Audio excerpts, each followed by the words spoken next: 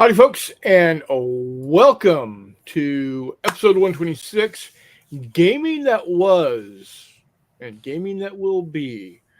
Um, Tonight, we're going to be talking about what went down at Battles and Brews. I'll give you a hint. And what's coming up for J3 coming this weekend. So, yeah, well, let's dive in. The first thing I want to mention, though, is right now two things are going on over at Wiley Games. First off, is I believe it is 15% discount on the Might and Melee and other fantasy stuff. That is runs until Sunday. So if you're into fantasy and you don't have the fantasy books yet, right now is a great time to do it. 15% off of these three amazing tomes: Might and Melee, Magic and Mages, and Monsters and Mazes. So, and by the way, hey McMurray, hey Reese, how y'all doing? Not too bad. Go on. So, Might and Melee is going to give you everything you need to do to play Dark Ages type stuff. If you want to do Vikings versus Saxons, or you want to do, I don't know, Normans against the Angles. Honestly, it's what I use for ancients also. I mean, anything pre-gunpowder that's got, swords and clubs and shit. Yeah, exactly. Anything sword and board, this is your guy. It's a great book. It's full color, beautifully appointed. Then if you want to get into the fantasy stuff like Warmutt does, and who doesn't, or like Chuck or Charles does with his orcs, you want to add the Magic and Mages. That's the fantasy stuff, giving you exactly that. It gives you the magic to be able to add in. So good stuff. And then if you're into the dungeon crawl and you want to fight, owl bears and gnolls and the whatnot, want to add up the monsters and mazes. I was about to say, monsters and mazes, I usually use, the biggest thing I use that for is it's got like a monster manual sort of thing in the back of it that's outstanding. Oh, yeah. Well, we used it at Battles and Brews this last weekend as part of your pirate game. How does it compare with the monsters in Galactic Heroes? Is it better fleshed out than that? There is. Well, let's take a look. Because there's no fleshed out monsters in Galactic Heroes. It's kind of got a baseline of how to make them, though. So you go from page 27. From this in this, you're thinking monster manual type stuff. Like it's got them already statted up. It's got everything. Yeah. You need. Awesome. So you go from giant ants on page 27 all the way to zombies on page 43. So whoever can do math quickly. It's 16 pages, but you've got probably 7 or 8 at least per page. Yeah. Velociraptors on there? What's that? Velociraptors on there? No, Velociraptors are not on there. However, you could make them. There's probably something like dinosaurs or some damn thing in here.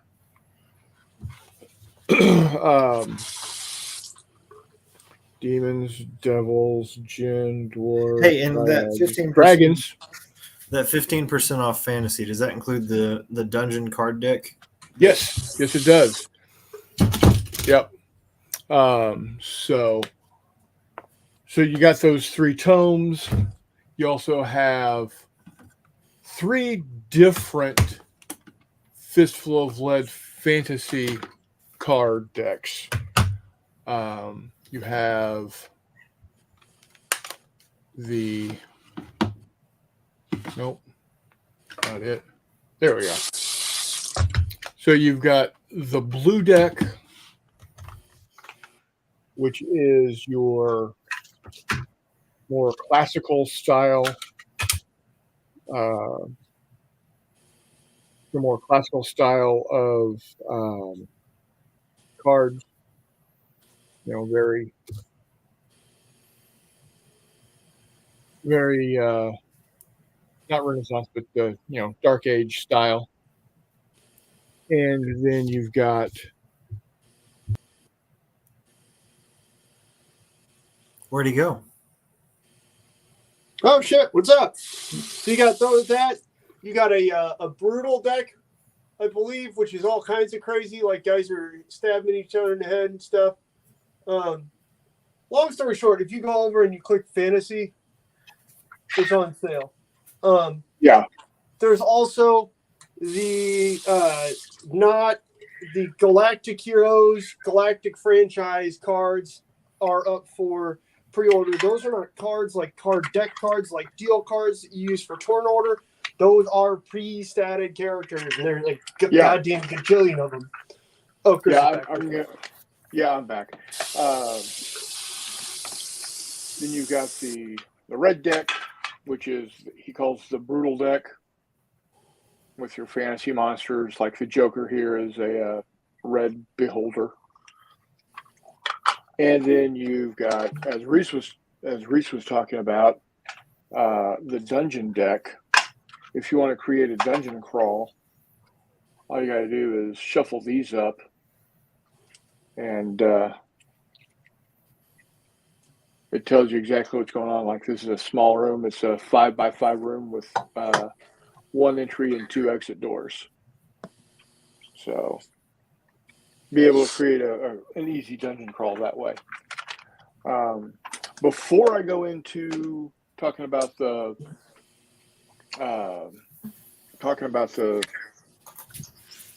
Galactic Heroes character deck, let's go ahead and look at what we got on chat here. Chris Long says hello all at about just before 7 o'clock. Charles comes in, says good early evening to all. May have to leave early, just now found out the boy is going out on company business and we need to get to the airport by 8 p.m. Pacific time. Always last minute with him. Then Richard Keenan is in the house saying hello all. Ian Green Mike says greeting y'all. My brother, the host of J3 this coming weekend, says the best card deck is Tales of Horror. If you only ever buy a Wiley product, make it the Tales of Horror card deck. He's not wrong. It's a pretty good card deck. And he says you'll see plenty of monsters in the pit this Saturday, Reese. Okay, and I will. Charles says those will be the books in use whenever I have my cemetery treasure hunt ready. Outstanding. And then Mandarin Mike says, "Oops!" when I knocked myself off the stream. My brother says they shot Fritz. 1 foot squares, aren't those 5 foot squares? Yes, they're 5 it's 5 inch by 5 inch room. So yeah, normally they're 5 by 5 if you're thinking D&D measurements. Right. So, and Eric C says afternoon. Yes, Mr. Michael. Greetings all. How you doing, Eric? All right. So what Jay Wiley has done is he has taken the time, effort, and knowledge of all things a long time ago in a galaxy far, far away, and has created character cards for that universe for Galactic Farm Boy Adventures. Yep. So I've got a couple of examples here that I can show off. And see here, wrong button. There we go. Let's share screen to window. There we go. So they're not infringing IP, but you know exactly what you're getting when you see these things. So we got the Rebel Fleet Officer. Obviously, he from from what we saw at the beginning of Star Wars or at the end of Rogue One. You got Hey, Chris. the Rebel fleet officer. Yo. If these are things people are paying for, it might not be worth putting them straight on the screen.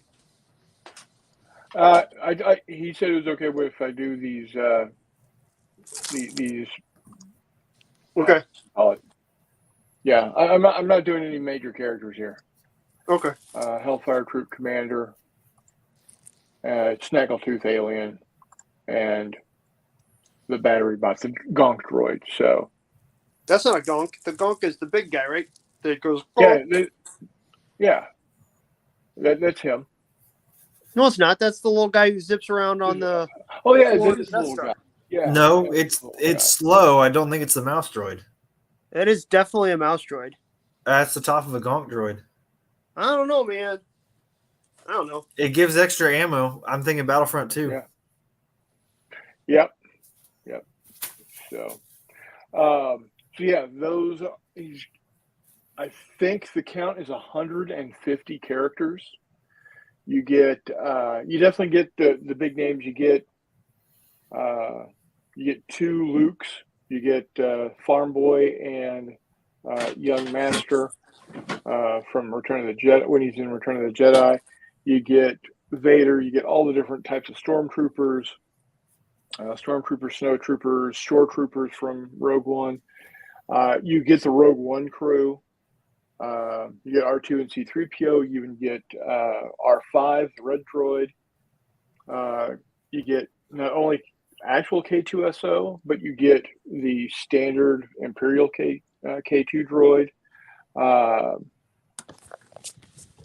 So yeah, lots of different characters.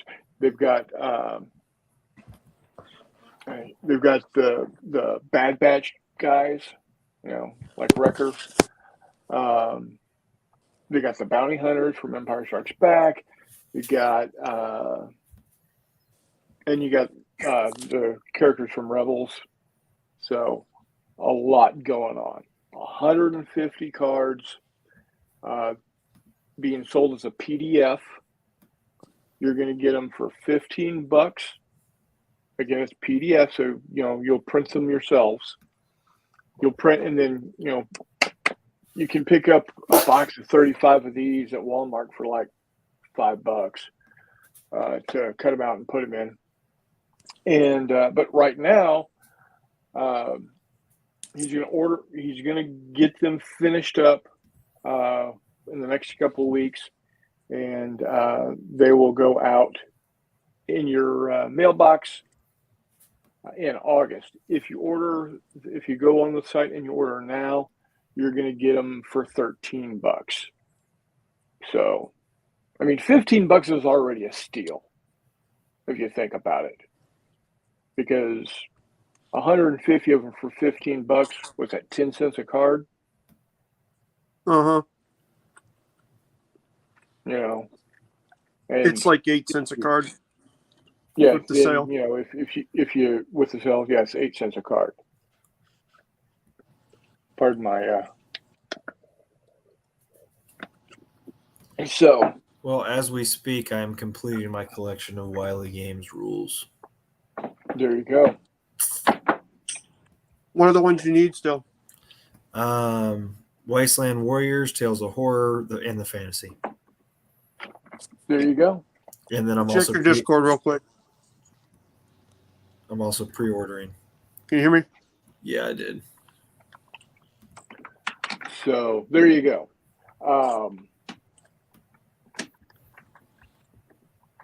Of course, you may be wondering why I am wearing my dinosaur hat, and why the There you go, dinosaur recheck hat again, is sorry. wearing. Hell yeah.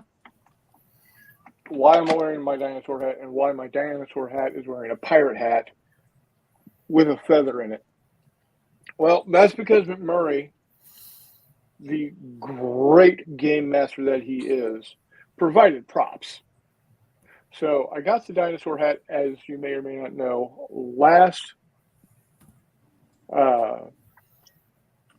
first March to Victory, when he brought them to give out to everybody that played Let's Eat Hitler. And if you wanted to play Eat Hitler, you had to wear the hat.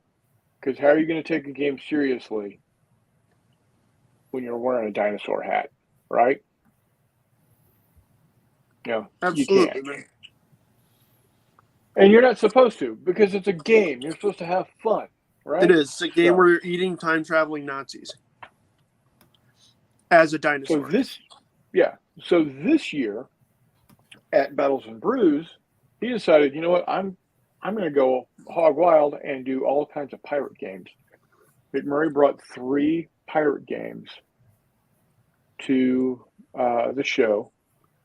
Limeys and Slimies for ship-to-ship boarding action, a regular Fistful of Lead game, and a Fistful of Lead Bigger Battles.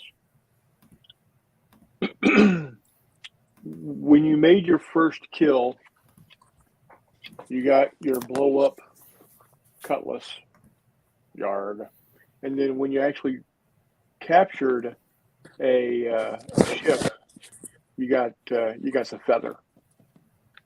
Now, luckily for me, if you lost said ship that you captured, or you lost your ship, your original ship, but had captured a different ship, you didn't lose the feather. Otherwise, I would have lost my feather and would have had to given up extra feathers somehow.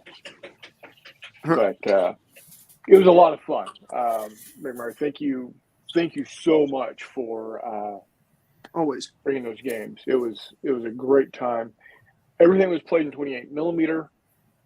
This thing is hot, so I'm going to take it off. Good gravy, that thing's hot.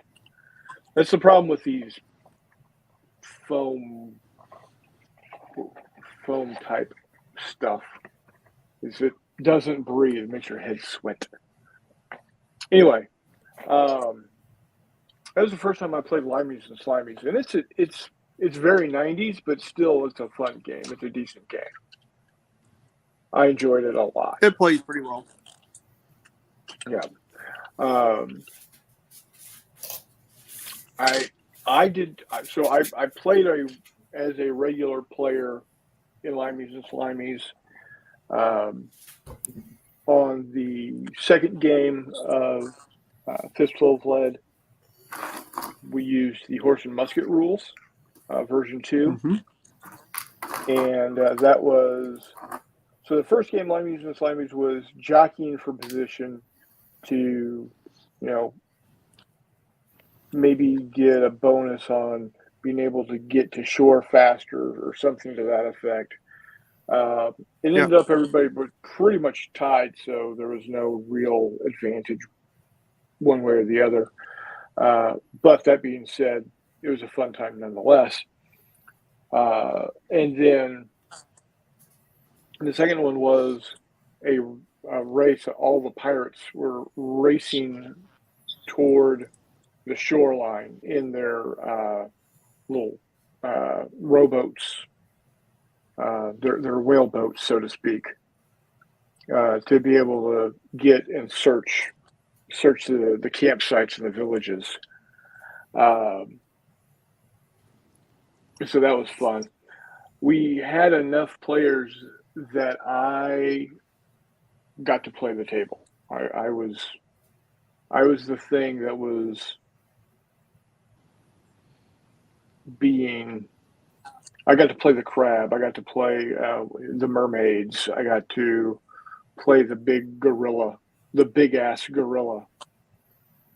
Correct. So, it was a lot of fun.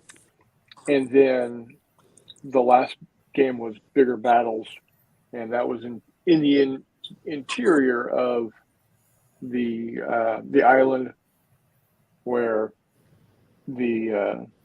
all the pirates were looking for One-Eyed Willie's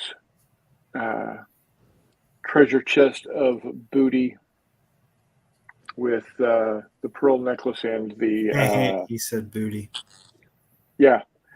And family jewels. And the family jewels. And welcome, Warmut. What up, buttheads? So again, I played the the table there as well. You know, again, the big ass gorilla showed up. The You played macaque mainly machine. the cannibals, the headhunters, Yeah. you were popping out of Yep. trees and pissing people off and messing with Oh yeah. folks. And Yeah. Well, one of the players came around. I mean, first turn he came around and attacked the headhunter chief, and the headhunter chief was having none of it. yeah, he slapped the piss out of them. Beat them down like nobody's business. And so as they were running away, had a group of blow dart guys pop out of the trees and just riddle them full of darts. So yeah, it was a lot of fun. It was good stuff. So Walkabout Games is back. Hello, sir, Chris Long. Thank you for coming back. And yes, it was a great booty hunt. The booty was found. The booty was liberated. The booty was reclaimed. Yeah, Greg got it, even though he didn't know that was what he was looking for. Exactly. He thought he was going for some different booty. He did, which he wound up getting, but then also, so that's my fault. That's on me because I wrote "find the booty" on every one of the Pirates mission statements. yeah, on the little mission briefings that I gave out. I wrote "find the booty" on each of the ones for the pirates because they're pirates, right? Not realizing, oh wait, there's a unit that somebody might mix that up for. So then I wound up having to slightly amend that. Yeah. So. Which is fine, but yeah, it did lend some confusion to some folks. Yeah. So some of the other games that got played there, Jay Wiley had his Bigger Battles 40K and 15 millimeter game. That was very impressive looking as always. There was some samurai game that was a house ruled version of another game that it was fun, but it was I'll be honest, it was a bit confusing, and probably more, I don't know, what's the word I'm looking for? Crunchy. What's that? Crunchy? Not really crunchy, but it was, so it was a cooperative game, so all the players were on the same side. Okay. We were looking for the princess. It was basically the Magnificent Seven. It was the Seven Samurai kind of concept. Right. We were going into a village looking for the princess who was being held prisoner, and only the character players rolled dice. So if you rolled well, you succeeded in whatever it was you were doing. If you rolled poorly, you failed or you lost the combat. Wow. Hey, how you doing, buddy? Welcome, Todd Lee. So that was interesting. The activation was also interesting. So there are 3 action phases per turn per character, and each player played 2 characters. So the first, you would choose which character you were going to start with. You would roll 3 20-sided dice. Holy smoly, that's a lot of dice. You had to roll an 8 or better to be able to activate that character. If you didn't activate that character during that activation phase, then an event card would get played. So if you were really good at rolling dice, like I'm not, you'd be able to activate all 3 action phases with one action per activation. If you rolled really poorly, like I do, you might only get 1 activation and 2 event cards. And event cards are going to be like monster attacks, closest player, or all monsters attack, or a new monster is brought on table, that type of thing. So, I mean, it was a good time. There is something very deep in there that could be interesting, but So- it was. So what I'm hearing is it was too many dice rolls to do something, or because I'm listening because I'm running a cooperative game in the spring that involves a lot of dice rolls. So I'm like, do I need to amend something? Yeah. So No. It's not a. It was clunky. That's what I'm looking for. It was clunky. It wasn't that there was too many dice rolls. It was that it didn't flow as well as I would like it to. Okay. Especially when you had like 8 players, and Gotcha. each player had 2 characters, and each character was going to go through activation, and there was 3 activation phases per character per turn. So it That's took a a lot. long time to, it took a long time to. I think it would have been a lot better if we each only had 1 character. Okay. Probably that would have been better. Because, like I said, if you rolled a 7 or lower, an event card was drawn and played. So there were times when we had all 8 of us had failed our roll, and so 8 event cards happened. So we had zombies pop. After we had killed something, zombie would pop up, which Warm Up would have liked because zombies. Yeah, it would have been awesome. But yeah, don't get me wrong. I had fun. It was a good time. There's a nugget there that if it was polished a little would make an excellent game.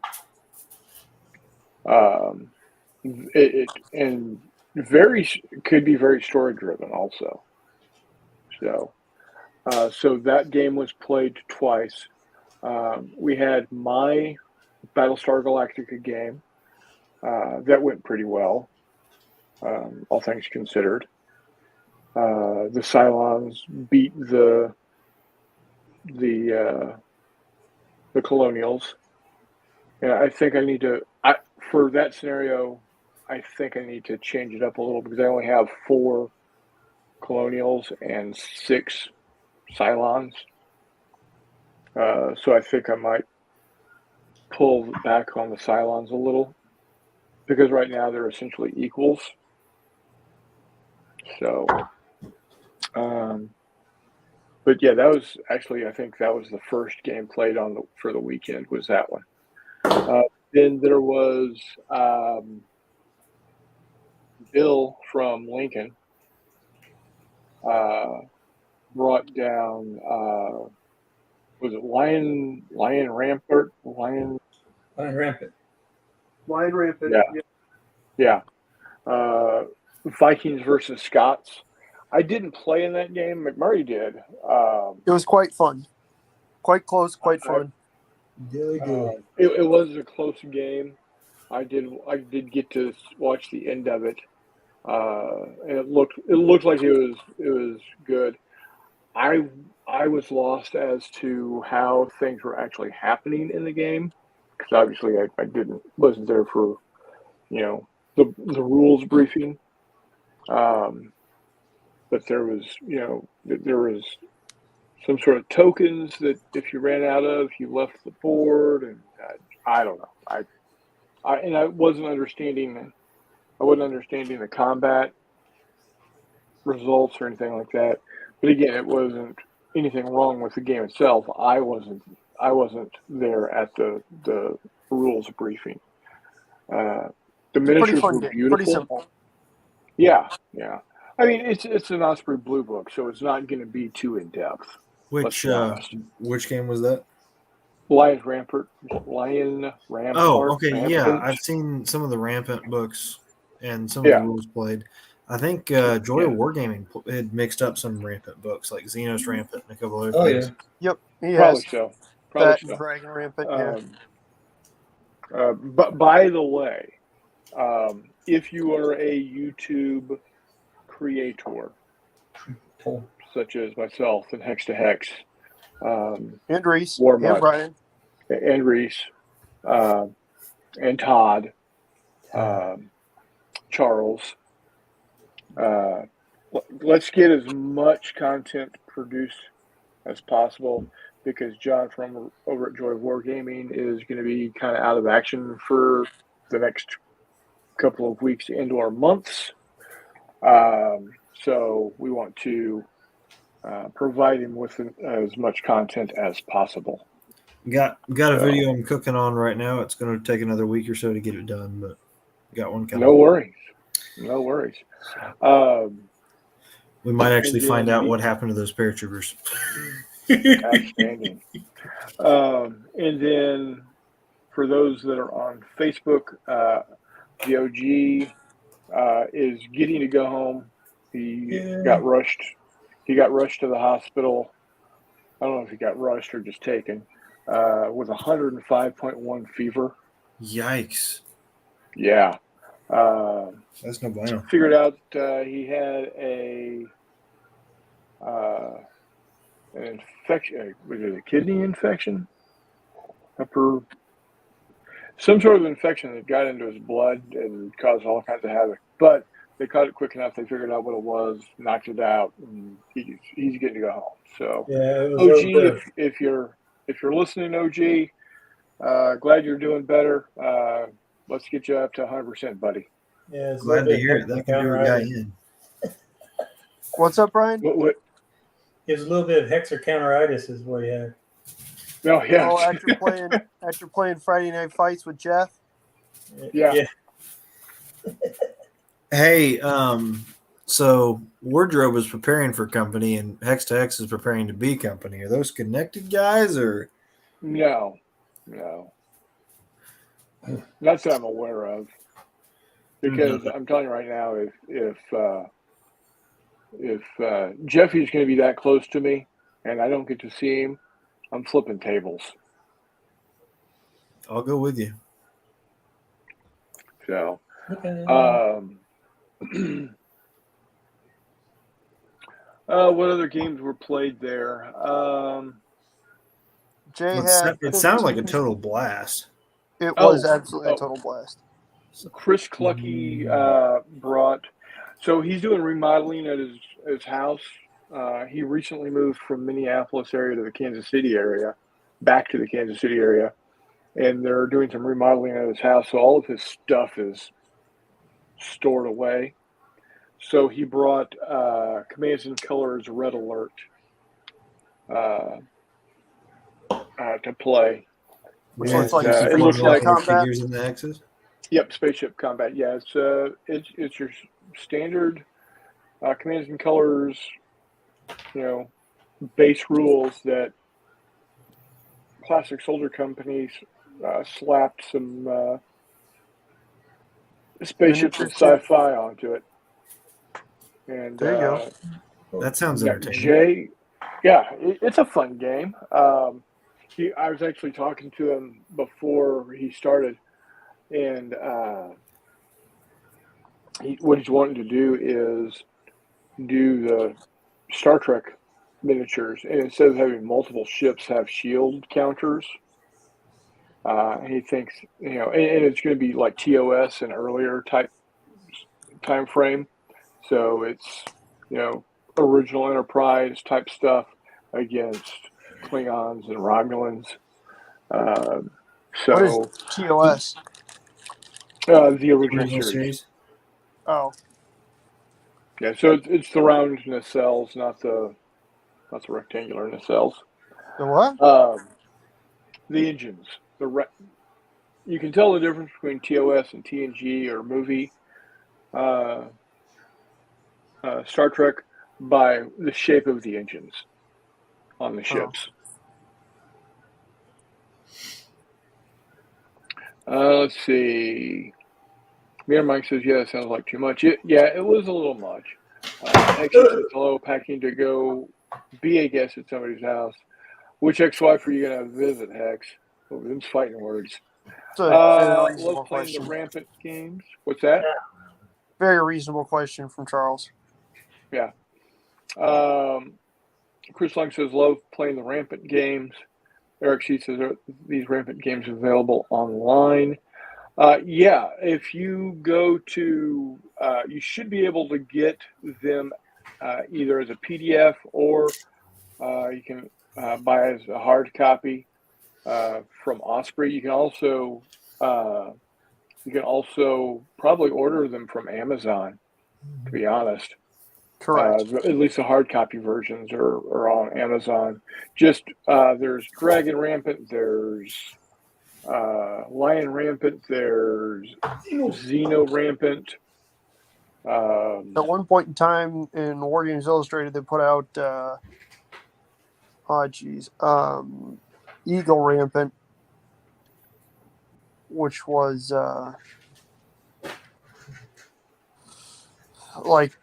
Napoleonic stuff. That was pretty slick. Yeah, because yeah, was by Daniel Mercy. Yeah, Rebels and Patriots. So correct. Is So, Rebels yeah, and Patriots on the Rampant system? No, but it's the same author. Gotcha. Okay. and Chris Long is confirming he got his Rampant books on Amazon. Yeah. So there you have That's it. a pretty common place for folks to grab them. Yep.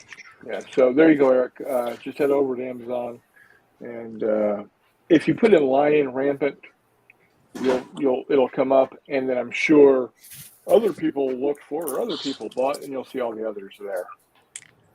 So That, or if you click on like Daniel Mercy, yeah, under the author you tab, click on the author. pop up as well. Yeah, if you click on the author, it'll show you all the other titles that he has written there. So there you have it. We're making you spend your money. That's what we do here. I'm thinking what other. There was going to be a game of French and Indian War, but that never got played. There was also going to be a Battlesuit Alpha game that didn't get played. Yeah, Bill brought a great big Mech Warrior game. Yeah. Jay played his 15 millimeter 40K. Yep. Yeah. Orcs versus Space Marines looked amazing. Battle of Rings World, yeah. Oh shoot. hey, if you guys have this kind of issue, it is correctable. What's that? What? Did you go to him? What did you break? What did you break? Mantic Games, man, and they're but Hot water. Yeah, I know. Hot water, I know. Anyways, you don't need to show close up with that. I made a stupid trick. You fixing resin figures? No, they're not resin. It's just it's that hard plastic where even that Tamiya thin cement can't really do anything to it. Oh, So okay. it has a hard time melting it. Oh yeah. So I'm using super glue. Anyways, Reese, show your cannon. No, I was just holding it up because I was seeing if I needed to do anything else on it. I'm not trying to show it off. It's been shown off enough. So. Chris, what are you bringing for? What are you playing this weekend? So, what I'm bringing is I need to finish up with a couple things, but I'm bringing Con Sonar for 6 players. I'm also bringing Undaunted for Undaunted Battle of Britain, probably for Thursday night with Mike, and if Reach gets there early enough. I have a replacement catcher on Thursday, which means we'll run 2 hours ahead of schedule. So I could be there. Look at Reese. Outstanding. Because Yeah, when unlike you're running the farm, you can make decisions like that. there you go. Unlike Copeland and Joel, who are not going to be there until Friday after 3, jerks. Now I'm not one to talk. I got to work all day, Thursday and Friday. But I'm bringing those. I'll probably bring one a tanker just in case anybody wants to play it. You should bring spare stat sheets for that. Well, I've got the stat sheets in laminated to use dry erase or wet erase markers on. Oh, you got blank ones so we can make random stuff? Yeah, you can. Yeah, we can do that too. I'll have. Okay. Yeah, I can have some blank ones that you can stat up yourself if you want. I'm about to say because I can bring some weird 15 millimeter vehicles, like some bizarre shit. Okay, cool. LBW Steve is with us playing some Labatt tonight, solo, getting ready for Arizona in 6 weeks. Wanted to say a quick hi. How you doing, buddy? You going down to Consim, Mr. Steve? It's going to Arizona. Where in Arizona? I would assume he's going to Consim. How hot? I hear it cooled off there, Brian. So Yeah. You guys might not know this, Cooled, but it's been 110 or over 100 degrees, excuse me, in Arizona for the last 20 days, 110. which means that every day Brian gets on and updates us as to the temperature. The last 3 days been 118. There you go. Yep. Look at this. As my brother would say, I've seen hot. 118. That's not hot. I've seen it one time, Yeah. and it was the day we moved into our house in Tulsa. Nice. Constant. Nice. That downtown Phoenix, or it's a dry heat. You know what? Stick your head in the oven. Exactly. Honestly, don't get me wrong. I love hot weather. I like hot weather more than cold weather. But anything over 95 is just stupid. I don't care if it's humid or not humid. I'll take cold weather any day of the week. God, no. Meander Mike says, absolute emperor are the Osprey Napoleonic rules. Accurate. LBW said, hey, guys. Go ahead. Sorry, no, yeah, Eagle Rampant wasn't an official. It was just put out in whatchamacallit, in War Games Illustrated. It wasn't it wasn't a book. Cindy says, hello, Jade's family. So, what's up, hello, Cindy? guys. Meandering Mike says he needs a blue pill for that pike.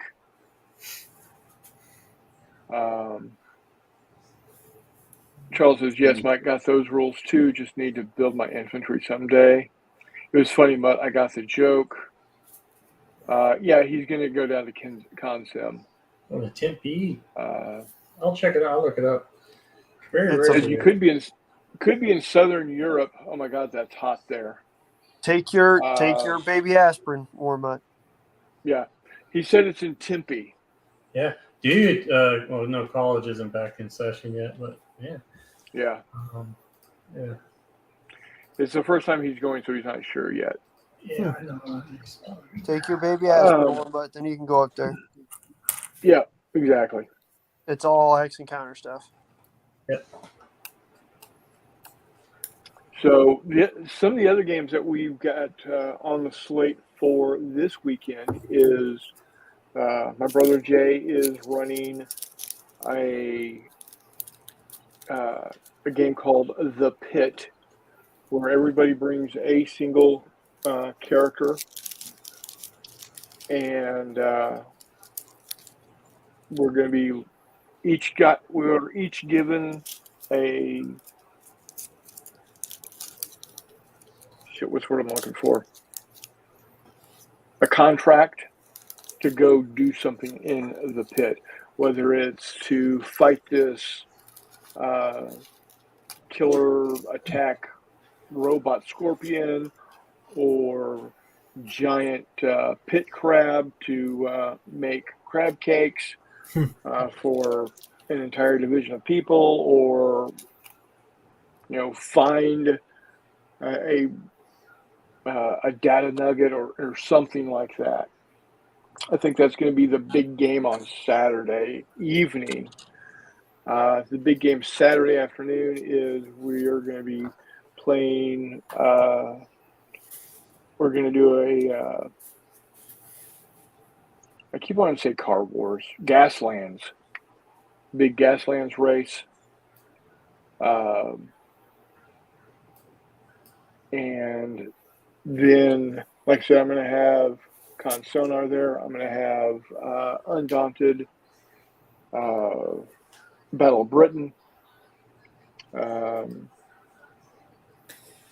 fairly certain David Ackerman is going to be bringing something. Not sure what yet, but he always has a good game. So, yeah, there's going to be plenty of stuff, plenty of gaming to be had. So, plus good food, always good food. McMurray, we're going to play Battle for Normandy this winter. Who the hell said that? LBW Steve. Yeah, that'll be done. You killing me, LBW. You and I'll jump in with you and Toddy for some Day of Days, but Battle for Normandy is insane. I'm still cutting my teeth on blind swords here. Hey, you're going to be over on Middle Avenue there in Tempe, and that is college hangout there. So you're going to have some good sightseeing over there. And College in session. Yeah, it will be in when he's going to be there. You're going to have some good sightseeing anyways, because you're going to see, I don't know, are Clay and them going to that? Tempe Town Lake and all that, and there's Fat Tuesdays, and Mill Avenue is like the cruise spot, cruising. Pretty active nightlife over there.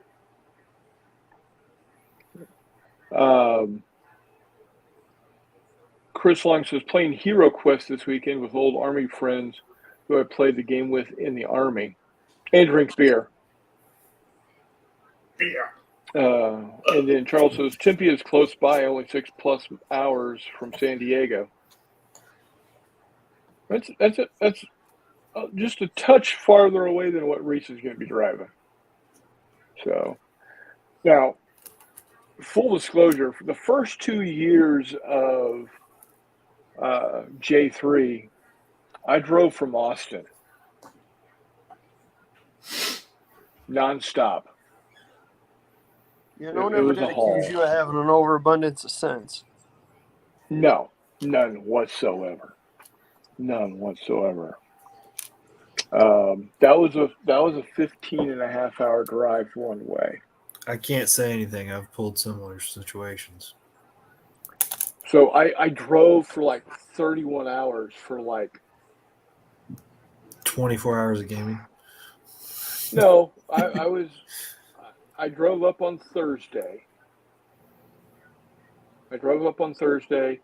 I was there all day Friday, all day Saturday, and drove back on Sunday. So 31 hours for like 49 hours, 50 hours of gaming. I would presume at some point in time you slept in there, right? Yeah. Well, on the road. He had one of them fancy self-driving Teslas back then. Shit.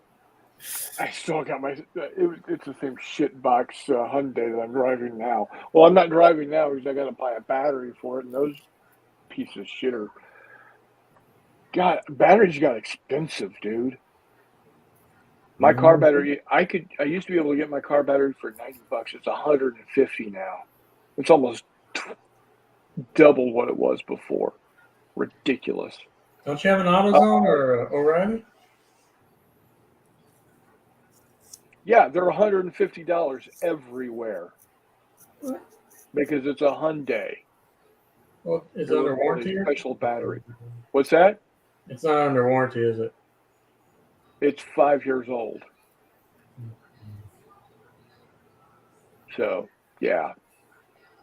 Hyundai's take a special battery? All right. It's like halfway between a regular full size battery and a lawnmower battery. So take 2 lawnmower batteries and run the current together.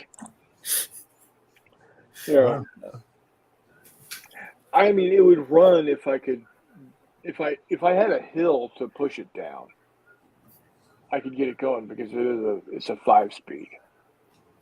So There you go. I could pop the clutch and I'm good to go. But although there's hills in the area, there's not enough for where I am. You need a good slope driveway. Yeah, there's no sloping on my driveway.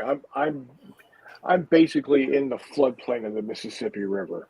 Gotcha. Chris lives in the flatlands. Yeah. I couldn't do Now, people around here talking about how flat it is, like garbage. You don't know flat. Go out to West Texas. Yeah, Texas. Go out around Lubbock. that. Watch Well, the Kansas run too, away man. for 3 days. Kansas is awful. Western well- Kansas, not Eastern Kansas. Yeah. Flat. Let's put it this way. I could stand on my mom's. I could get up on my mom's roof and stand on it. I could see the runway lights of the Lubbock airport like 40 miles away. Mm-hmm. Flat. Let's see. LBW Were you says, higher? You said 40 miles away. Was there an elevation change in there? no. That's the point. I stood on my mom's roof. So I was about 30, 45 feet up in the air. Yeah. That makes sense. No, I mean, That's From the the- runway lights. The from The the tops lights. of one tall ship to another tops of a tall ship, you can only spot about 17 miles. No, I think he's saying he can see the glow from the lights. right, yes. I'm not saying I'm seeing the lights themselves. Oh. Said the runway lights. I got you. Okay. Yeah, I was seeing like if there was yeah. There you go. I could see the what do you call it? The strobe sitting on top of the 150-foot control tower. Hey, Scala. Yeah. Yeah, it was a drive. Scala Gremlin. Hey, all, nothing. Another long week. Nice to have a moment to hang out with y'all. Glad you're here, buddy. Glad you're here. Charles says flat. Nice. Great for a clear field of fire. Except around here right now, it's a great field of fire for the winter and after harvest. But right now, you can absolutely hide. You can absolutely hide. Almost hide an M1 in these cornfields. Because what an M1 is about 9 feet tall. These cornfields are every bit 7, 8.5 feet, 7, 8 feet tall. So you can, almost fully hide an M1 in there. So, yeah, I can. Fields definitely cause line of sight problems. So, are you bringing anything, Big Murray, or are you just showing up to play? I'm not sure. I Yeah. may, Just show up. although it sounds like I mean, we Jay got has plenty of games. quite a We few got plenty of games. games, so yeah. So I would. I'm being lazy and just showing up with dice and a good attitude. in an They can appetite. bring Make sure dice. yeah. You don't even need to bring dice unless you're, one of those guys. Okay, in that case, I'm just showing up with a good attitude. There you go. There you go. If you don't have, if you can't come up with cars for Gaslands, cars will be there for people to play. That won't be a problem. Understood. So, Oh my yes. gosh, Reese. I'm going to have tons of Flames of War Vietnam, man. You buying a bunch? Oh, He bought everything. I bought a lot. Nice. Warmutt makes poor financial decisions. I will play just about anything, but I have to stick to one or two scales to justify not buying everything in every scale because I would. Yeah. Because you've got the same problem that McMurray and I have. You just have a handle on it. I don't know what period I like. Well, Yeah, neither do we, and we have multiple scales of every I started period. out late 1890s colonial. I started out Boer War and alternate history stuff. What scale? 54 millimeter. Yeah. Nice. And then Yeah. it kind of exploded. How many scales of World War II naval do you have, McMurray?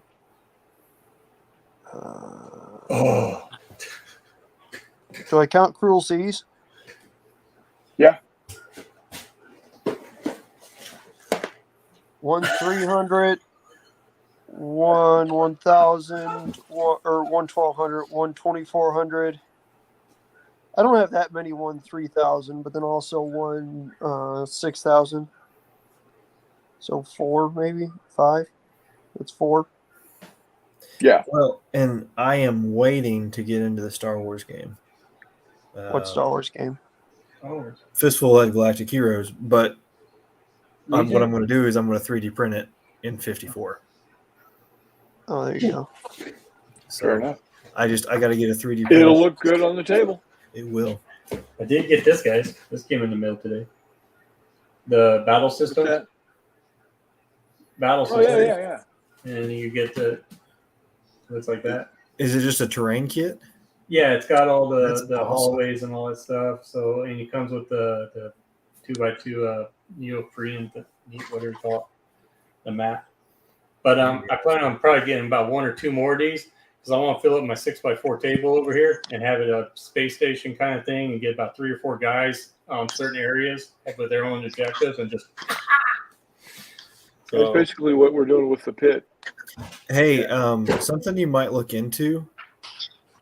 Nordic Weasel has something called. Hang on. It's called 5 parsecs from home. Yeah, I got it. You got it. Okay. Yeah. Have you played his Bug Hunt at all? Yeah, I got the book right here. Have you got Bug Hunt? No, I was going to download that one. So Okay, the Bug Hunt. I've heard good things. I haven't played any of them, but I've heard good things. Ivan Sorensen, Modifius bought all his systems. Yes, including 5 Men in Normandy, which makes me happy. Yeah, and I got the 5 clicks. That's the Wasteland one, the post-apocalypse one. Mm-hmm. So, and then there's obviously the 5 Leagues. The leagues, yeah. So yeah, I started out with the 5 Men in Normandy, so I'm happy about that. This is just fun making. It's so much fun just making the crew. I mean, that alone is fun. So and I take the campaign system from 5 Men. Yeah. And I run Fistful of Lead rules with the 5 Men campaign system. I mean, just yeah. So that's pretty cool.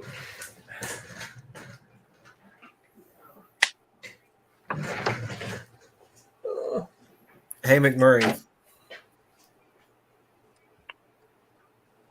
Big Nugget. Yeah.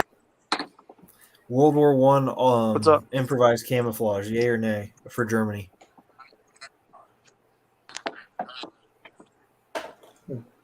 You mean like helmet paint or what?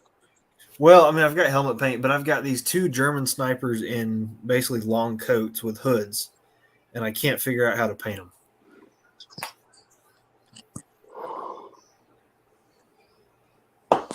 Just well, oh, never mind. Okay, I'm about to never mind. You're in 54 milli, so you got to actually worry about that. I don't know, man. Mud. Lots and lots of mud. You really can't ever go Mud wrong with covers that. all but- ills. Yeah, I'll cover them in mud too, but I don't know. I can't find any references for actual German camouflage like cloaks. And Yeah, LBW. I'll be got looking a at lot your of site source here pretty material. soon. Sorry. I'm not sure how think much of you're- a thing you're it was, Reese. But Yeah, I don't know. I know the which- Brits use a lot, which but I where? can't find anything in my source material. I gotcha. Oh, excuse me. Scott Grillman says 3D printers equals all scales can be any scale. Fact. Just about. I mean, Like I said, field gray. you can only blow up or reduce so much before it becomes untenable. Now, with the ships that McMurray and I have been getting from a guy online called Gukek, he designs them as 1/1800th scale, and we downsize them to 1/6000, and they come out pretty good. Yeah, you lose detail, but at the same time, you don't need detail when they're that small. Right. Also, the only other issue is that occasionally you lose details that are big enough that they leave little goobers and schnibblies and greeblies in your vat. But Yeah. I don't know that I've ever actually had a failure because you lose them because they are so tiny. Right. Right. So, and then going the other direction,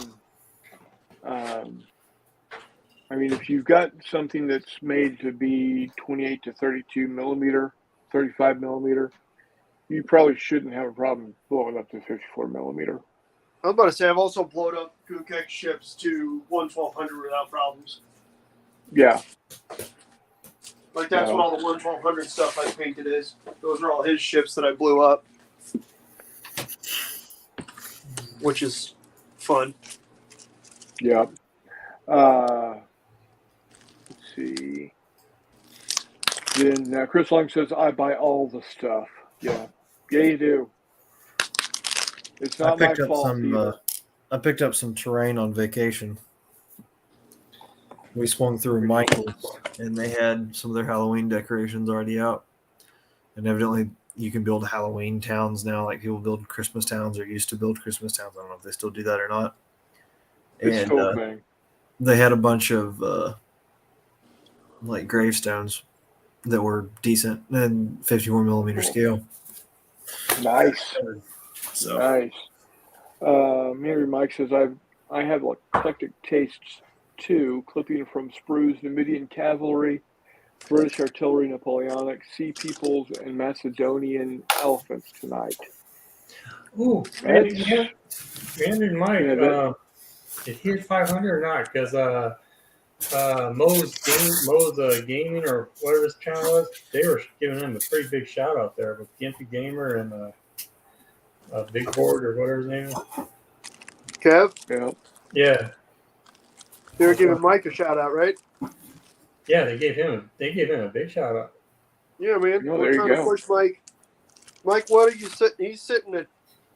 Is it almost 1,000? No, I was he's trying to hitting get 500. 500. There you go. Sorry. Yeah. Let's see. I mean, I guess I could Go live to Meandering Mike here. But anyhow, yeah.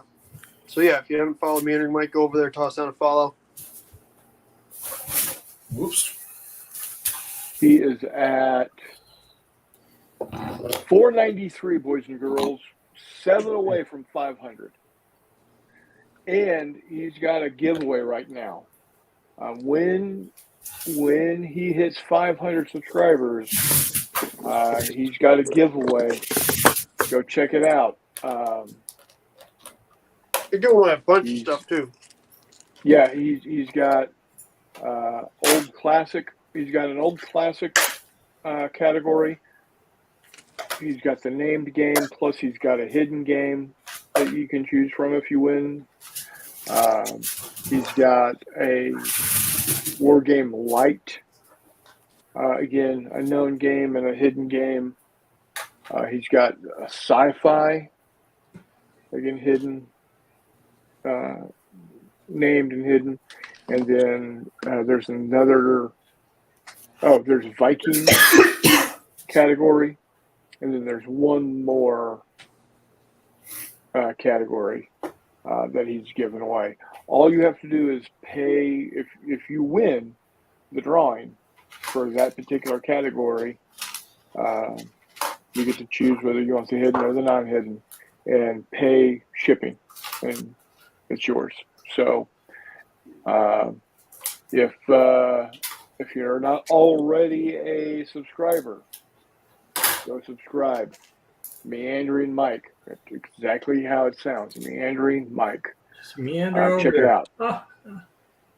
Yep. Scout Gremlin says, I love the battle systems terrain. I was not expecting to be as good as it is.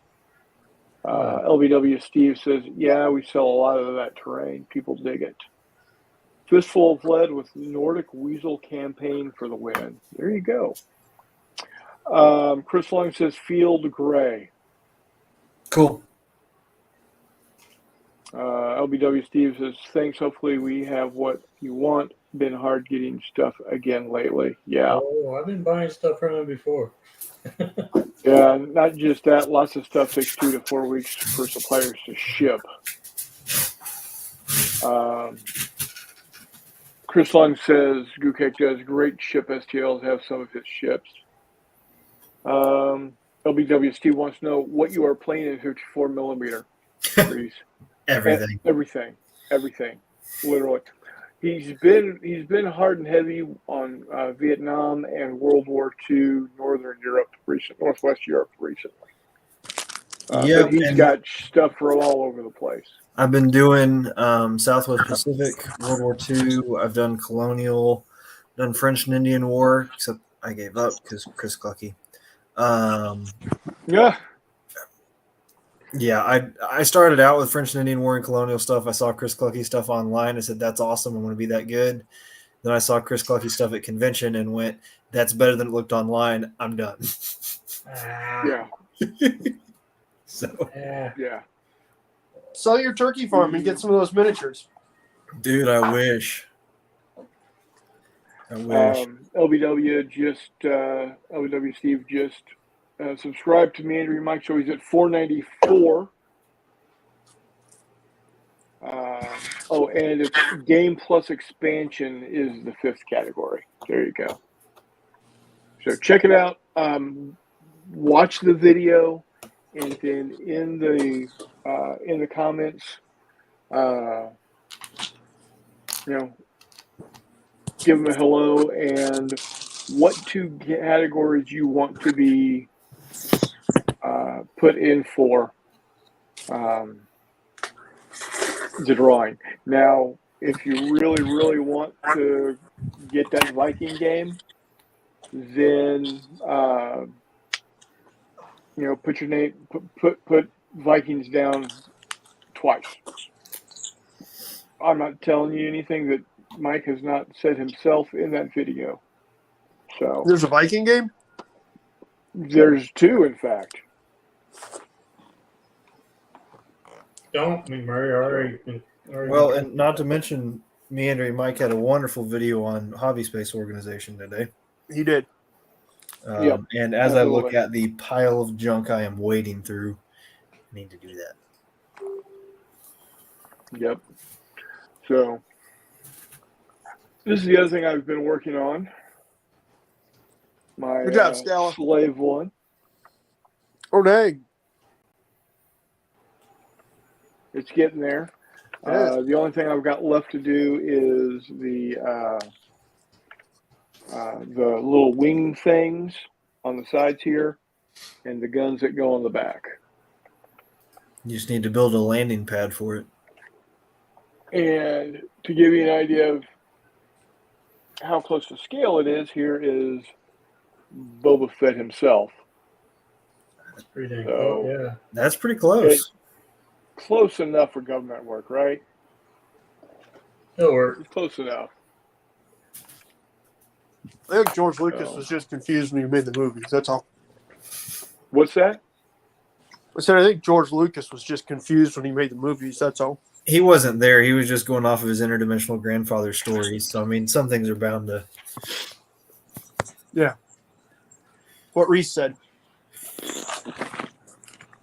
Reese is committing the heresy that'll get Chris to go off the edge. No. I've made my peace. I am excited about Ahsoka, the show Ahsoka coming up soon. In Don't like August. dog. I was like, probably No, outside the you know, door. I saw a Lego I'm set not- released with an E-wing in it, so now I'm excited because the E-wings are actually going to be on film. The hell's the deal? Yeah. It was supposed to be the It's, replacement for the X-wing, if I remember correctly, wasn't it? In the old books, I don't remember. Let's 'cause I think take a look Rogue at Squadron used a couple of them in the war against like Izzard or whatever. Wow. I remember Fighter. T-Wings from whatchamacallit. From Rogue Squadron. Let's see. Or one of them. E-wing escort starfighter. In canon. I watched Last Jedi yesterday. How was that? Star Wars is good. Their bomber things are like giant B-wing looking jobs. Yeah, the bombers reminded me of a B-17 a little bit, like in the like inspirational design. That's Yep. fair. It seemed Um, very Empire. Like there were a lot of like, wait a minute, is this Empire Strikes Back? Well, yeah, there's a lot of nods to Empire in that. What lot of what? Nods to Empire in that movie. Yeah, which isn't a bad thing. But like the assault when they're running up on that planet that's not snow. Oh, the Salt Planet? Yeah, that just was like kind of one of those straight out of Empire things. Like, oh, okay. Well, and there was a lot of stuff that was straight out of New Hope with Force Awakens. That's fair. yeah. They definitely Qui-Gon Jinn that guy also, the bad guy. And then they cut the hole through him and shit, or cut him in half and stuff. That was pretty cool. When they Darth Mauled him. Yeah. Well, he Qui-Gon Jinn at first because he was goofy enough that he put the lightsaber right next to him. And then they just spun it and turned it on with the Force, which is one of those, why hadn't anybody else fucking done this? This random lady who's like never used the Force, and then she trained with Luke Skywalker for essentially like the free trial of the Jedi Academy. And then all of a sudden she's like fucking flipping rocks over and spinning her lightsaber and shit. Like, you know what I mean? Like she went to the free class. Like you go to Zumba once and it's free and then you got to pay for it. But you know, that's just my, I don't know. McMurray, Like it's open mat night at jiu-jitsu. Yeah, but like at the Jedi Academy, like when you join a gym and you get one free personal training session. Yeah. Like that's what it was, but it was on an island with an old fogey. Yeah, and puffins that they couldn't get rid of, so they had to digitally costume them as Porg. Oh, that's what that was? That's the only reason why The those puffins. creatures are in the movie, Yeah. is because the puffins are a species of bird that are protected, so they couldn't get rid of them, and those things are all over that island. I want a YouTube channel that's just like McMurray, incredibly tired after a caffeine crash, explaining Star Wars. Well, that's fair. Scout That's fair. Gremlin says, y'all can be upset about what happened to Star Wars, but did you see what they did to us poor Trekkies? Now, I'm going to say this, and I'm probably going to be hated by Scout Gremlin from what I'm about to say. Was not a big fan of the first season of Star Trek Discovery. I got past it. It's not the best Star Trek, but it's okay. I like it okay. But I really, really like Strange New Worlds. I think they're doing an excellent job with Strange New Worlds. My opinion, you can think I need to go kick rocks and pound sand, but that's me. Chris Long, he said he just got the email for the character cards. That's awesome. Yep. Meandering Mike says he got 12 new medium cav and 172nd scale for only $8.50. I think that was a very good deal. Yeah, it was. He says McMurray After Dark Roast. There you go. Like, I enjoyed the movie. I'm not trying to say I didn't like it. I had a good time watching it. I was watching it with my niece and nephew. Oh no! I don't think you're hating on the movie. I'm just very much enjoying your explanation of things. Yeah. I love it. Oh yeah, absolutely. Yeah. Yeah. LBW Steve is taking off. Good night, buddy. Take Cheers, care. Stevie. Read well. Skylar Gremlin tends to agree. He says Discovery was not for me, but Strange New World is awesome. Okay, good. I'm glad we're on the same page. Many Warmuts never even seen Star Trek. Probably What? not. I've seen them all. I'm just projecting. My bad. I'm sorry, I prefer the Chris Pine ones over all of them now. Yeah, well, Skylar Gremlin says Star Trek into plot holes where they cure death and use a transporter to beam across the galaxy, but still have starships for some reason. Yeah, don't get me started. Bro, because what if you need to go to where there's just hot green ladies, but they don't have a transporter? There you go.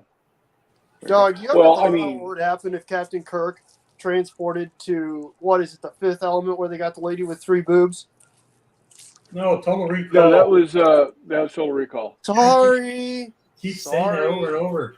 Either way, he would just he just busted his pants like right off the bat, like, oh my god. Charge. Yep. What you got there, Brian? A limp noodle. What? A limp noodle. Yeah. Charge. Get that night some Cialis. Yeah. I'll put them on, then I'll go boil some water up and take care of it. Yeah, Scott, I'm not overly fond of the Chris Pine. Dude, Chris Pine is freaking sexy. I don't think he's not, but weren't you just talking about Spock getting laid in that one, Brian? Spock? Well, he was with that one chick, that's for sure. Europe. He says, Skylar Gremlin says, okay. Hot Green Lady exception notwithstanding, the JJ verse movies were terrible. To each his own. Beats me. Yeah, I don't know what the hell you guys are talking about, but I'm happy to be here.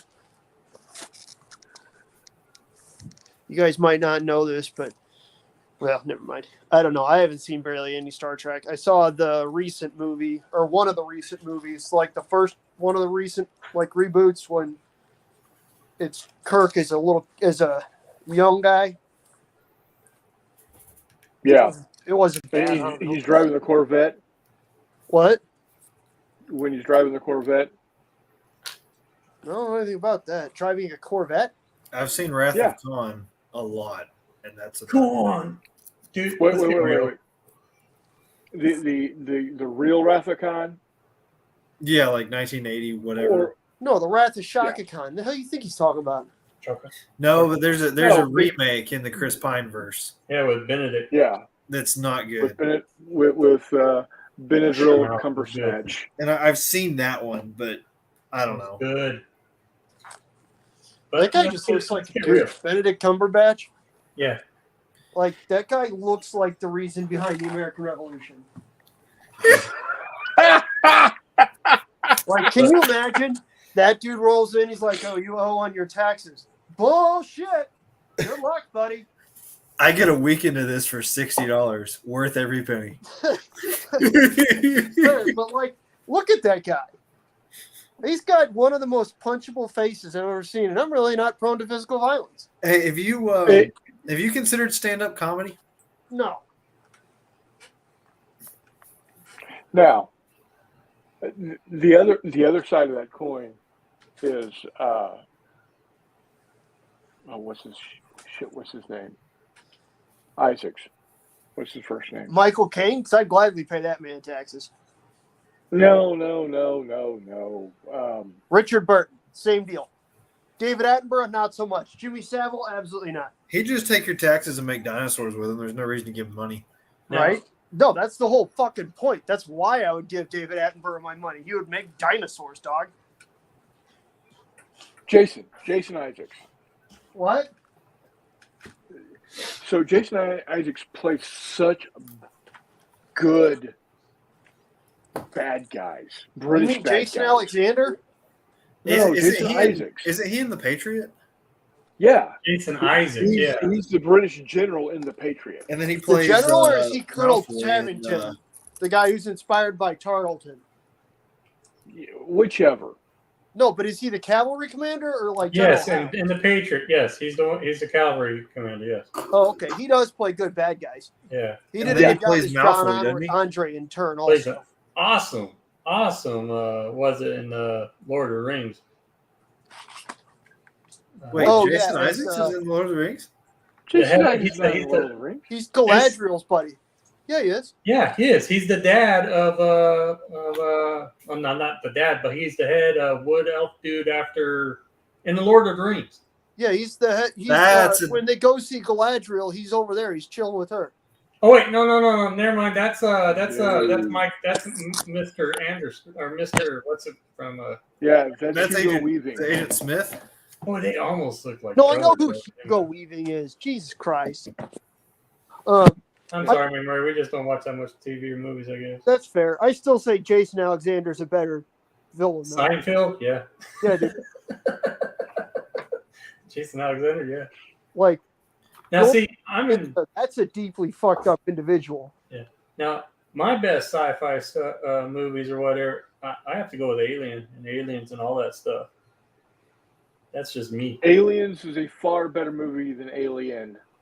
So that is Game no. over. Predator beats both of them. Fight me. So, What's that? Predator beats both of them. Yeah, well, I mean, because it's Arnold.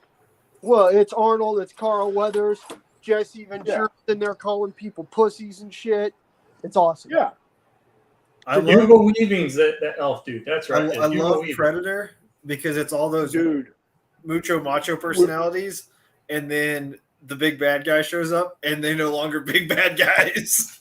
Yeah. Yeah, dude. Except for he's got So, mud. Like when you go to like the Swedish fucking spas and shit, and they got the mud that looks like poop.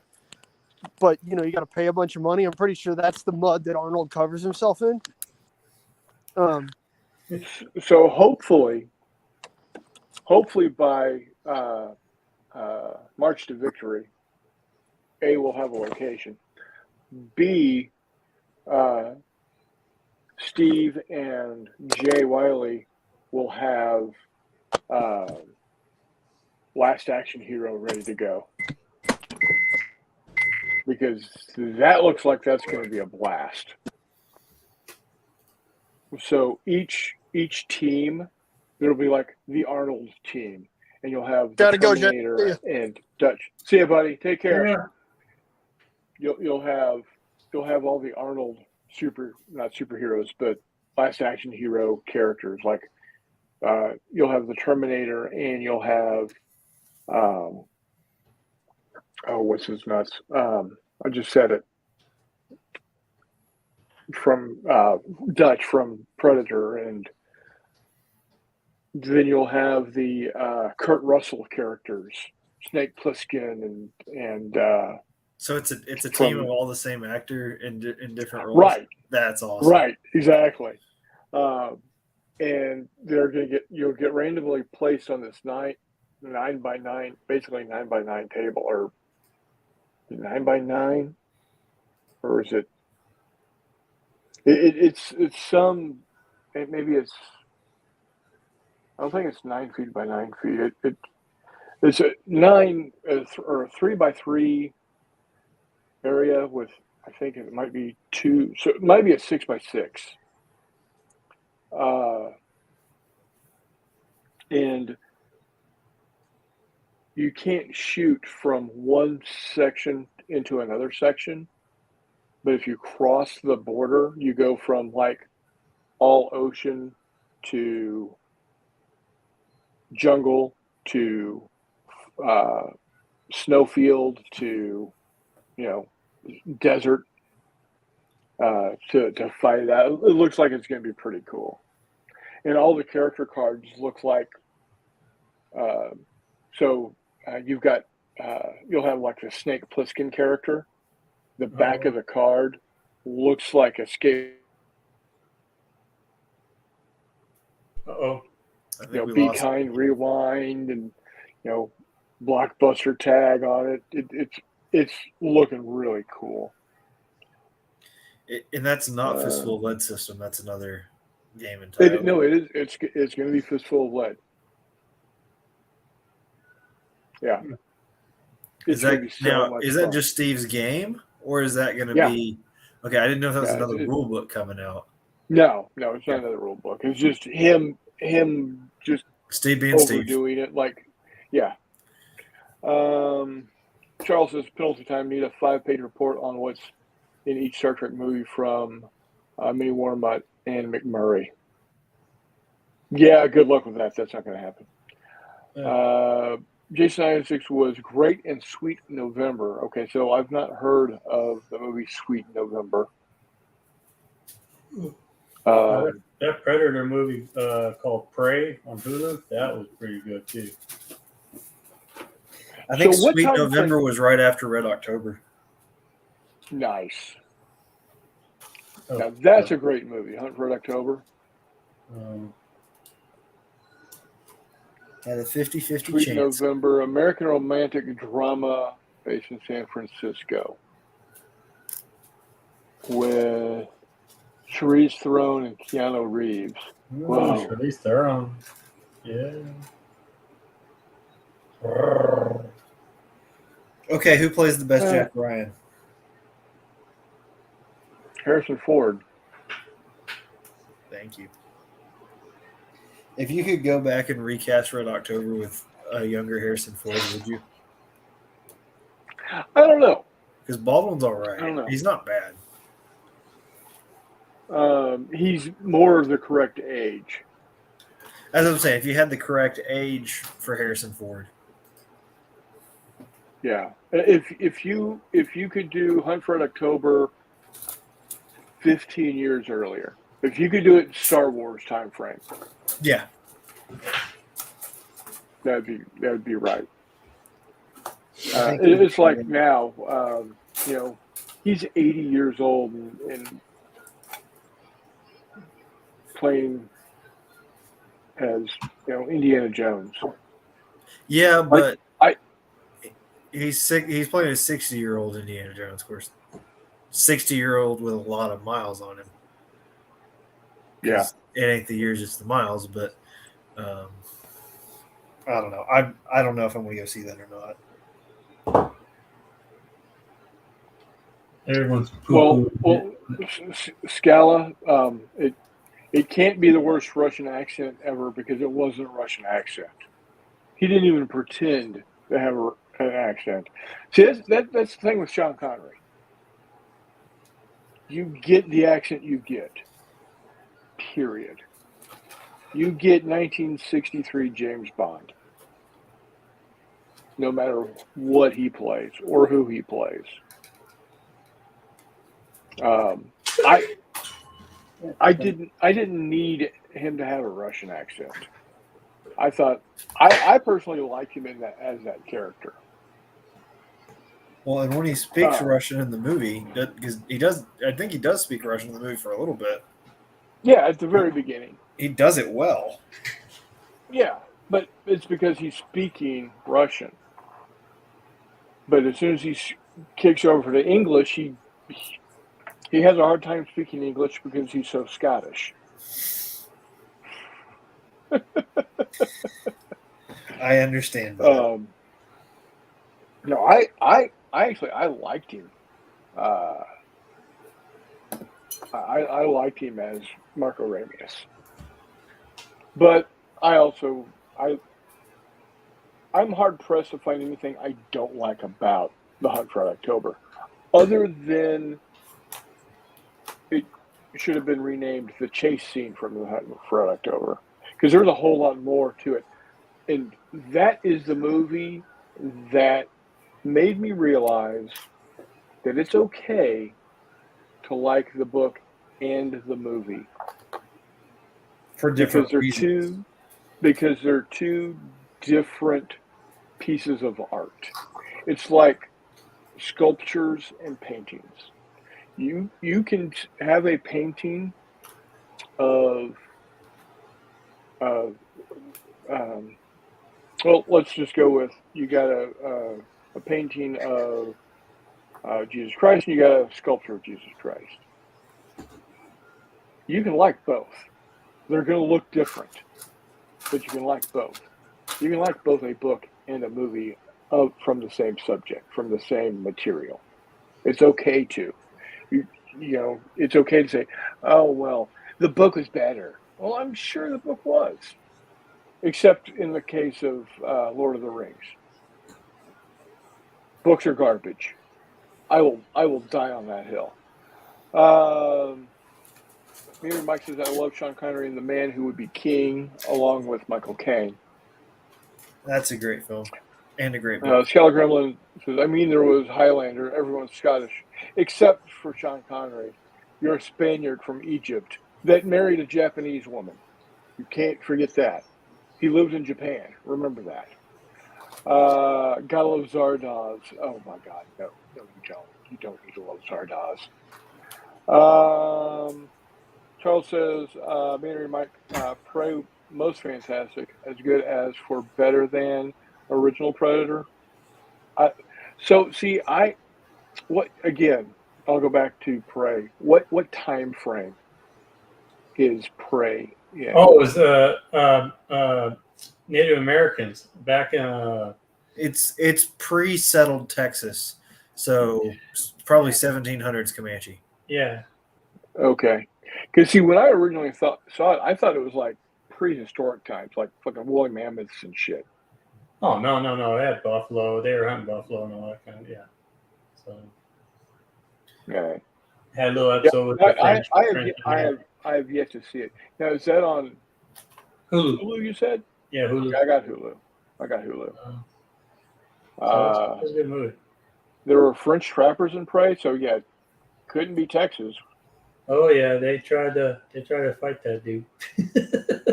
Hey John, how you doing, buddy? You just missed McMurray. He had to tear off to go to work. I'm not saying it's the most. Oh, sorry. Well, I take that back. There were some French traders in Texas. There weren't any trappers, so to speak, because there's nothing really to trap in Texas. I mean, muskrats maybe. It's not the most historical film, but it's a fun ride. Yeah. Shelly says J.R. Tolkien wrote with all the passion and sense of excitement that one would expect from a middle-aged British linguistics professor. Yeah. Got him. Exactly. And the thing that killed me is there was no character design development. You have no idea what any of these characters look like. None. The only problem I had with the movie Prey is I love bears and watching him fight that bear. Well, we'll be quiet. Manny Mike says Northern Great Plains in 1719. So there you go.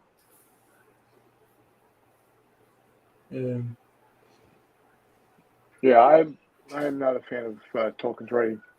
Do I like the Lord of the Rings movies? Absolutely. Tolkien is think- much better on the audiobook. Yeah, I still no, because I don't need 17 pages of describing what the verdant fields of rolling grass look like. You just sit there and you paint and you listen, and it's like somebody's reading you a bedtime story. And I would fall asleep, and then I would have contrast paint all over the side of my face because I knocked a fucking bottle over because it's a crap bottle design and it spilled out. And And then you wake up screaming freedom. Oh yeah. Right. Oh yeah.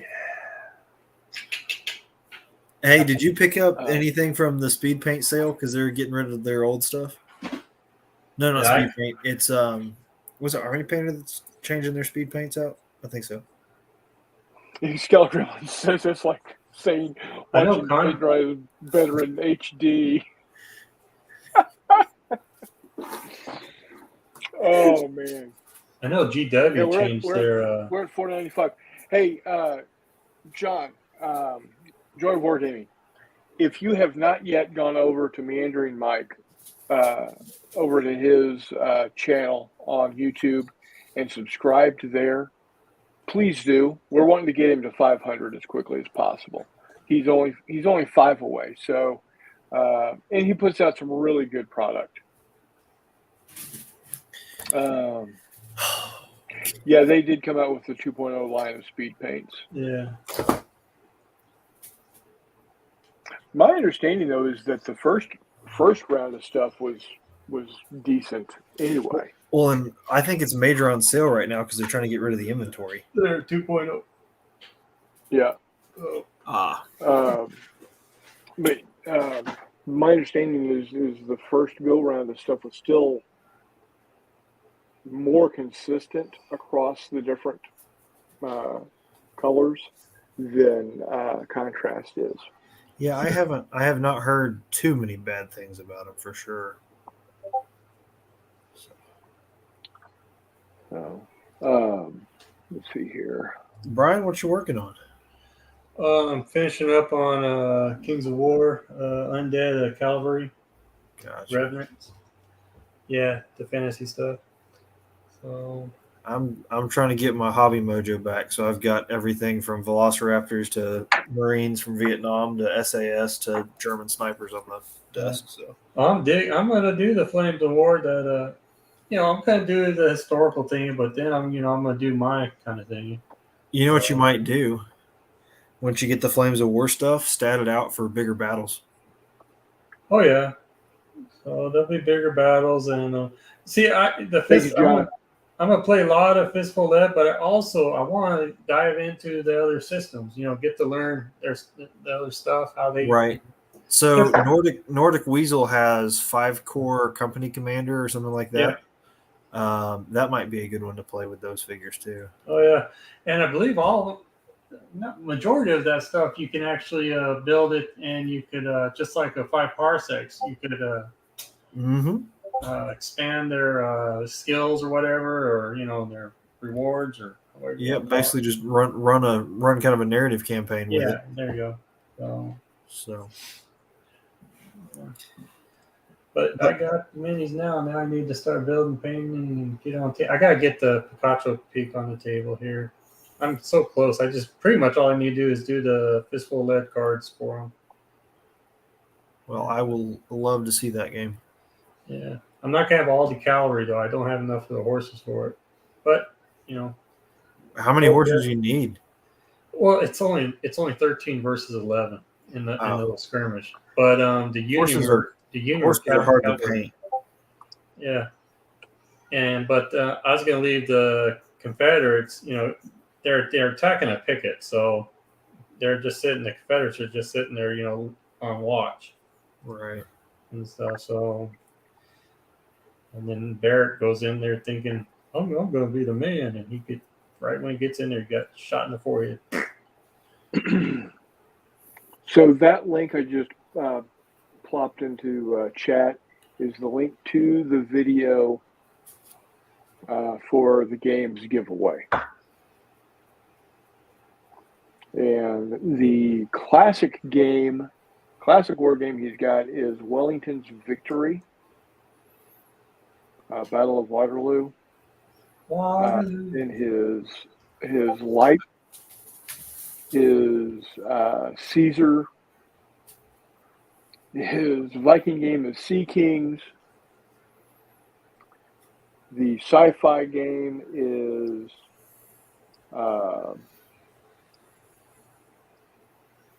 Starfleet Battles Captain's Edition basic set. And then his +1 or game plus expansion is some damn thing I can't tell. Scott Rimmel says that's one thing that Fistful of Lead is not a home run on his campaigns. I would love to see some awesome campaign guide books from the Baron rather than some stat blocks for various IPs. Well, I mean, There's I mean, plenty of scenarios you can link them together and throw in the glory system from Core, and you'll do just fine. Yeah. Conflict of Spiros. Thank you, Mike. I mean, there's a lot of scenarios and campaign books he's got in PDF. So, well, and I'm going to run after I finish a couple things. I'm going to run a modified Red Hatchet's Black Powder as a Vietnam campaign. Right. Another good one is where are you? What's his Rescue the Princess Galactic Heroes one?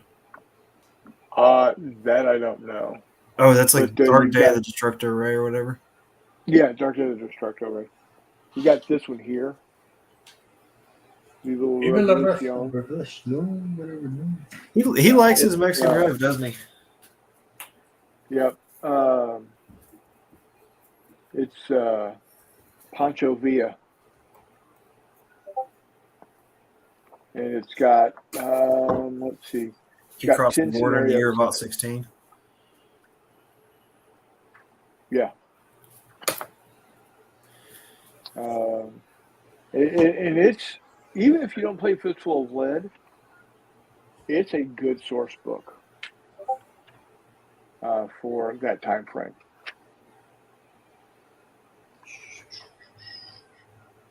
Highly recommend picking it up.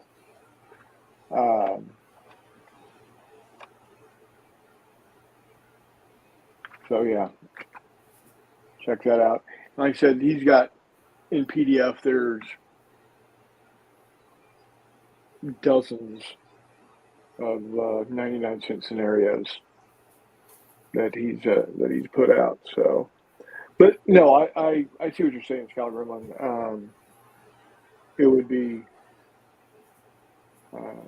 it would be nice to see. That being said, he's got to make what people are asking for, and people have been clamoring for Star Wars stuff because for whatever reason they can't come up with it on their own. Mayor Mike says, I hate when these poor cavalry and elephant riders see, that's the thing with Fistful of Lead is right at this, are attached to the sprue right at the crotch. Yeah, it's like circumcision. The thing about Fistful of Lead is I just like that you could pretty much do whatever you want, and yeah, as long as you've got an imagination, you only need core. You only need the core rules. Well, and I think half the fun is statting up gangs. Mm-hmm. Yep. Or, if there's a trait that you think it should have that doesn't exist, you make the trait up.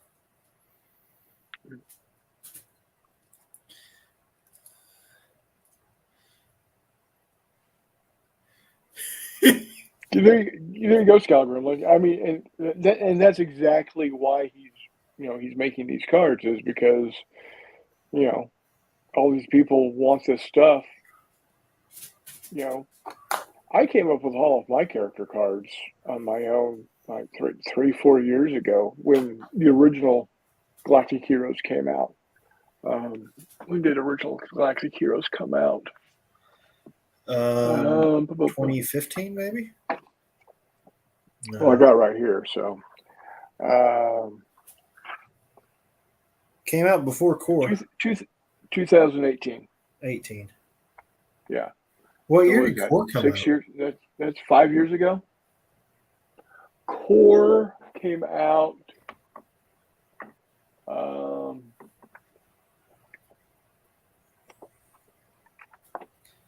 2019. Core came out in 2019. Okay. So along with Tales of Horror, and that explains why I didn't have Core when I Battles and went to Brews. college then. Because looking back, I was like, man, why weren't we playing Fistful of Lead? Because I was playing all these Nordic Weasel games, which are still great games, but for what we were trying to do, they weren't working. So these all came out at the same time, basically. Gotcha. Core, Horror, and Warriors all came out at the same time. Hey, I'm gonna have to go here. So okay, buddy. all right, take it easy.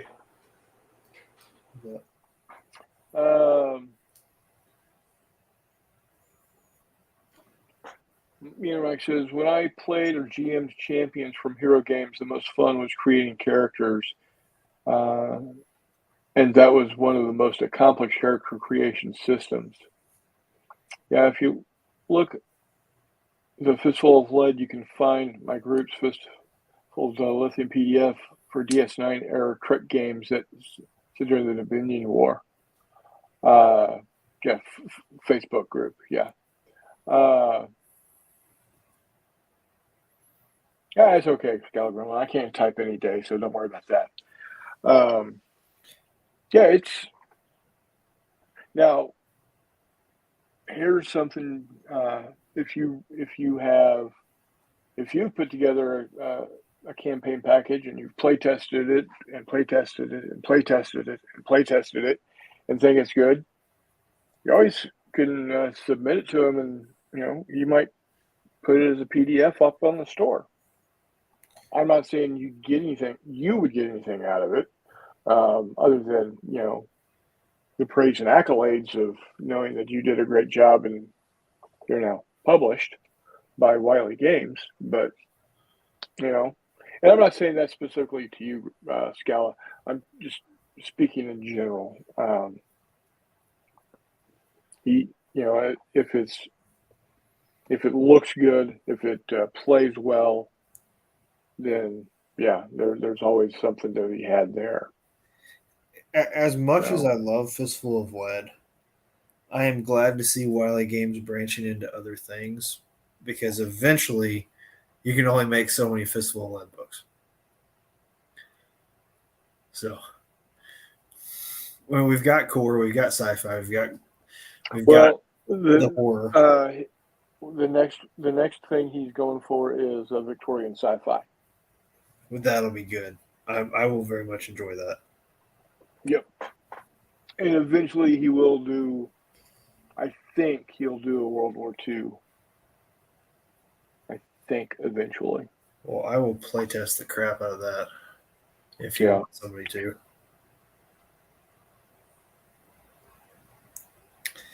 Mayor Mike says these elephants came in 3 easy pieces, snapped together smoothly. 4 pieces if you count the pile of poop.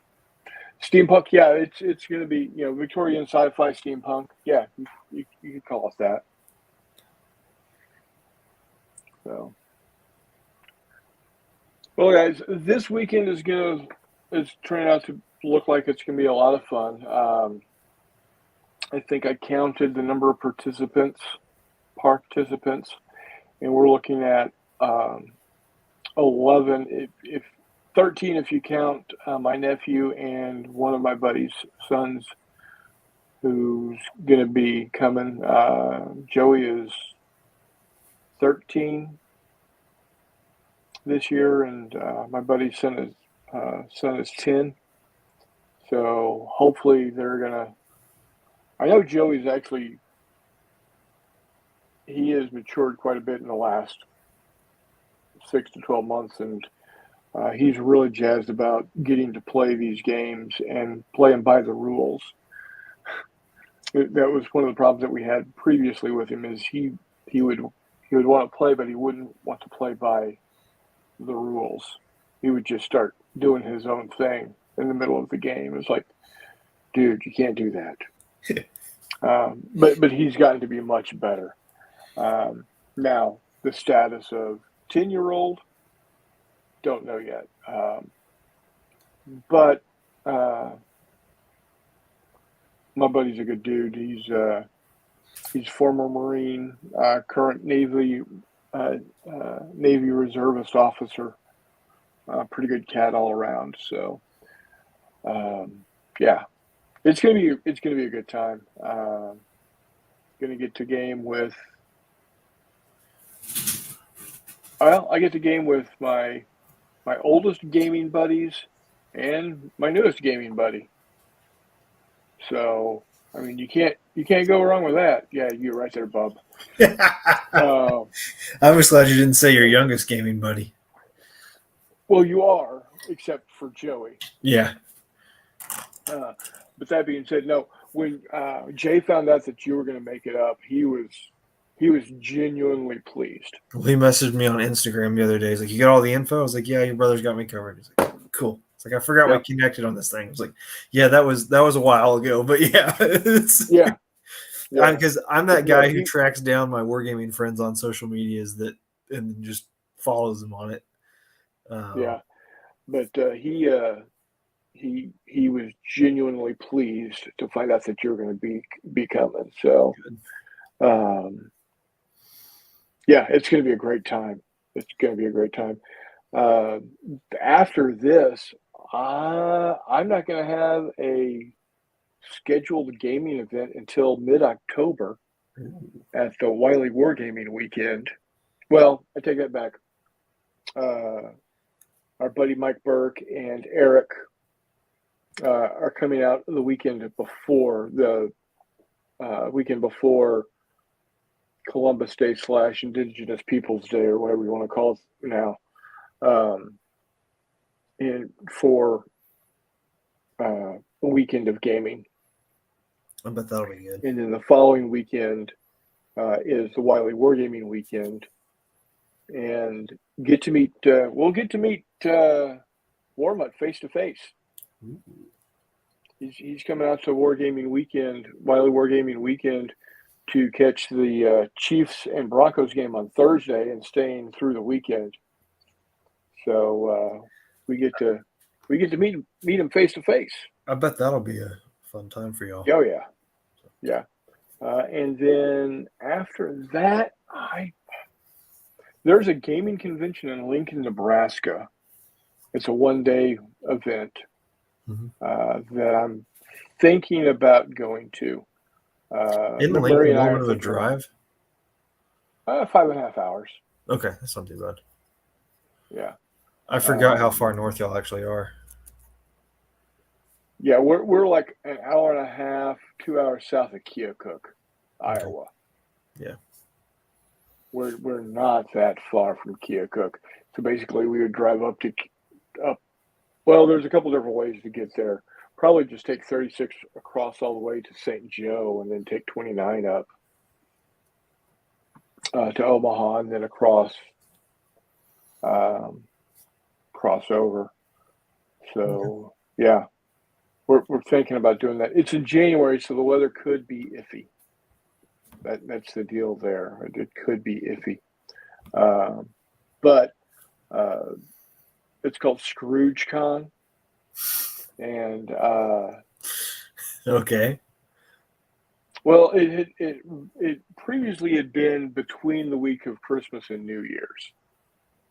I get it.